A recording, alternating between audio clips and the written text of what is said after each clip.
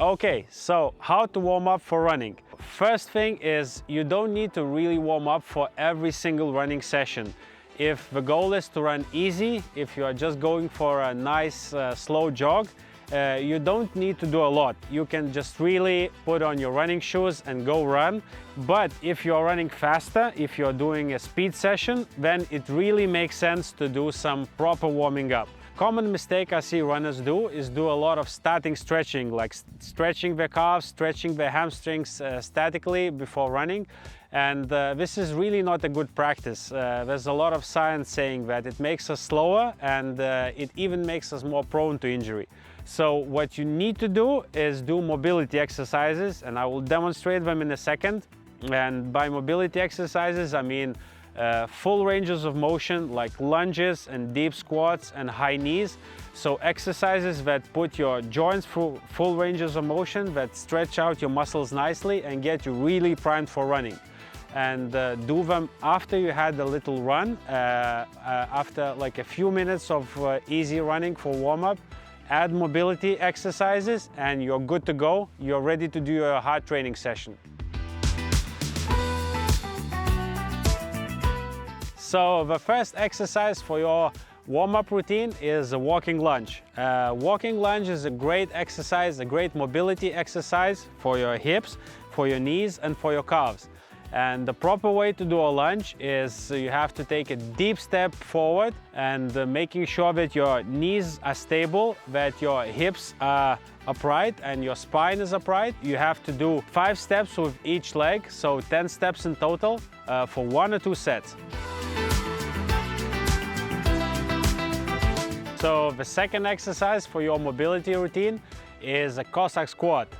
Cossack squat is a great exercise to warm up your inner thigh, your adductor muscles, as well as your glutes. The way to properly do a Cossack squat is you need to keep your legs wide, lower your pelvis first to one side and then to another side. It's really important to keep your back straight and your chest upwards as you lower your pelvis. Do about 5 repetitions for each leg and do 1 or 2 sets.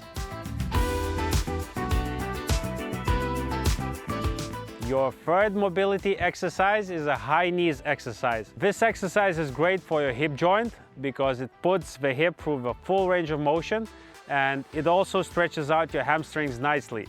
The way to properly do a high knees exercise is you need to take your knee into your hands and push it up as high as possible while you are taking a step forward.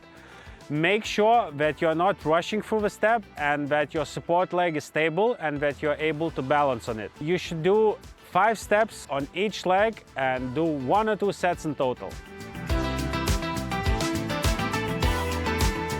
Your last running warm-up exercise is a running drill called A-skip. An A-skip is a great way to not only put your joints through the full range of motion that are very close to your running form, but also involve your tendons and make you feel really springy, bouncy and ready to run fast. So the way to do an A-skip properly is you need to bounce with your knees in front of you and make sure that your spine is upright and your chest is upright too. Don't overdo it. It's a difficult exercise to do at first, so you can start with 10 A-skips at the beginning and then maybe progressing to 2 sets of 10.